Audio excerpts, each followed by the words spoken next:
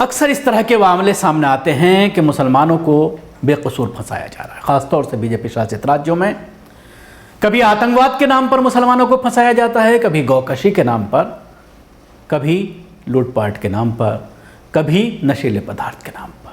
हज़ारों सैकड़ों मामलात इस तरह के पूरे देश में लगातार सामने आते हैं। पीड़ित गुहार लगाते हैं, कहीं कोई सुनवाई नहीं होती। आतंकवाद के मामले में ख़ास तौर से 5-5, 6-6 साल ज़मानत याचिका पर सुनवाई ही नहीं होती और कई केसेस में ये देखने में आया है कि 20 से 22 साल, 24 साल लोग जेल में रहते हैं और उसके बाद उनको बाइज्जत बरी कर दिया जाता है।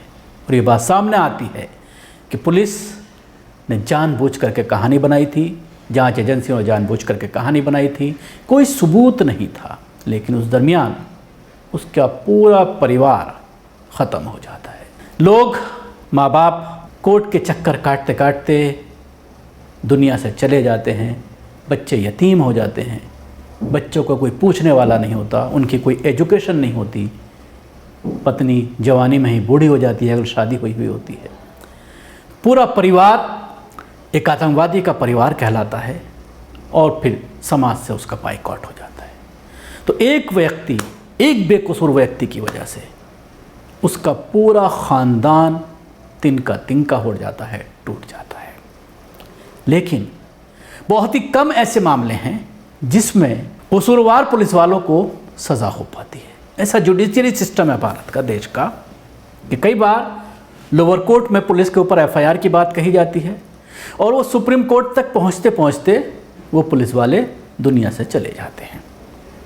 सबसे बड़ी मिसाल मलियाना का जो नरसिंहार था, मुसलमानों को जो पीएसी ने गाड़ी में भरकर जो कत्लेआम किया था, उसमें आज तक आप देख रहे हैं कि क्या हुआ। आधा दर्जन से ज़्यादा पीएसी के जवान दुनिया से चले गए और उसके बाद अभी तक सज़ा का ऐलान होने के बावजूद अभी तक वो सज़ा नहीं हो पाई है। ऐसा ही एक मामला उत्तर प्रदेश का सामने आया है कि किस तरह से पुलिस ने एक मुस्लिम शख्स को फंसाया और कोर्ट में वो साबित नहीं कर पाए। पुलिस ने एफआईआर की, पुलिस के खिलाफ एफआईआर का ऑर्डर कोर्ट ने जारी किया है। उत्तर प्रदेश पुलिस पर अक्सर बेकसूर लोगों को फंसाने का आरोप लगता रहता है, कभी आतंकवाद के नाम पर तो कभी दंगे के आरोप में बेकसूर लोगों को गिरफ्तार कर लिया जाता है।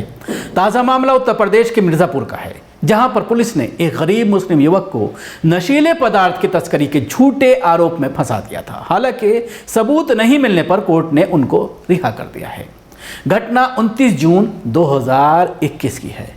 कटरा कोतवाली के एक दरोगा और 2 सिपाहियों ने संगमोहाल पुल से इमामबाड़ा निवासी सलमान पर 79 ग्राम हेरोइन होने का आरोप लगाकर गिरफ्तार कर लिया था। इसके बाद कोर्ट में केस चला तथा अपर सत्र न्यायाधीश वायु नंदन मिश्र की अदालत में पुलिस सलमान के विरुद्ध एक भी सबूत नहीं पेश कर पाई, जिसके बाद अदालत ने सलमान को जमानत दे दी तथा दोषी पुलिसकर्मियों पर एनडीपीएस एक्ट के तहत मुकदमा दर्ज करने का आदेश दिया है। न्यायालय ने मिर्ज़ापुर पुलिस पर सख्त टिप्पणी करते हुए कहा कि पुलिस की कार्यशैली से नागरिक के मूल अधिकार का हनन हो रहा है। इस मामले पर पत्रकार सत्यप्रकाश भारती ने अपने ट्विटर पर कुछ इस तरह से लिखा है कि पुलिस ने गरीब मुस्लिम युवक को नशीले पदार्थ की तस्करी में फंसाया। कोर्ट ने पुलिस पर मुकदमा दर्ज करने का आदेश दिया। यूपी के मिर्ज़ापुर के इमामबाड़ा के रहने वाले सुलेमान, जिसकी उम्र 20 साल है, उस पर 29 जून 2021 की रात को पुलिस ने 79 ग्राम अल्प्राजोलन पाउडर के साथ सुलेमान को गिरफ्तार किया गया था। मुकदमा कटरा कोतवाली थाने में दर्ज किया गया। आनन फानन में पुलिस ने ऐसे जुर्म का पुलिंदा अदालत के सामने पेश किया जिसका सुलेमान से कोई भी वास्ता नहीं था। देखा सुलेमान की कहानी। इस तरह की बहुत ही कम कहानियां हैं जो खुल पाती हैं, जिसमें पुलिस वाले आरोप साबित नहीं कर पाते हैं। लेकिन ज़्यादातर मामलों में, ख़ासतौर से नशीले पदार्थ की अगर बात करें, कहीं ना कहीं से रख दिया जाता है, पिस्टल कहीं से रख दिया जाता है।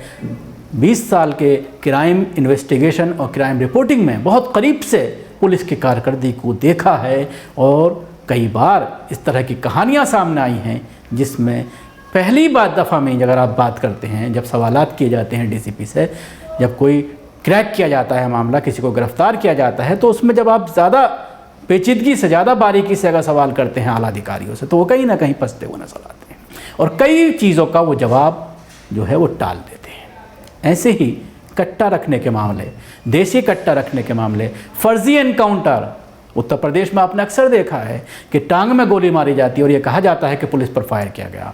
ऐसा ही एक मामला तकरीबन 1 साल पहले सामने आया था कि किस तरह से 1 दर्जन युवकों को एक ही जगह पर गोली मारी गई, लेकिन उसके बावजूद कोर्ट में उस पर कोई एक्शन नहीं लिया गया, कोई कार्रवाई नहीं की गई पुलिसकर्मियों के खिलाफ। तो इन सब चीज़ों में ये कहा जाता है, ख़ासतौर से अगर मुस्लिम आरोपी हैं तो ये कहा जाता है सरकारों के द्वारा पुलिस के ज़रिए कि पुलिस का मनोबल टूटेगा। आतंकवाद के मामले में आप ज़्यादा इन्वेस्टिगेशन करेंगे तो पुलिस का मनोबल टूटेगा। वो अलग बात है कि किसी मुसलमान का पूरा घर बर्बाद हो जाए, उसकी ज़िंदगी तबाह हो जाए, उसका परिवार बर्बाद हो जाए, उसका ख़ानदान बर्बाद हो जाए, लेकिन पुलिस का मनोबल नहीं टूटना चाहिए। शुक्रिया आपको। हमारी कोशिश कैसे लगी ज़रूर बताएं। हमारे यूट्यूब चैनल को सब्सक्राइब करना ना भूलें, इसके साथ ही बेल आइकन ज़रूर दबाएं। अगर आप ये वीडियो फेसबुक पर देख रहे हैं तो पेज को लाइक करें, उसके साथ ही फॉलो भी करें। धन्यवाद।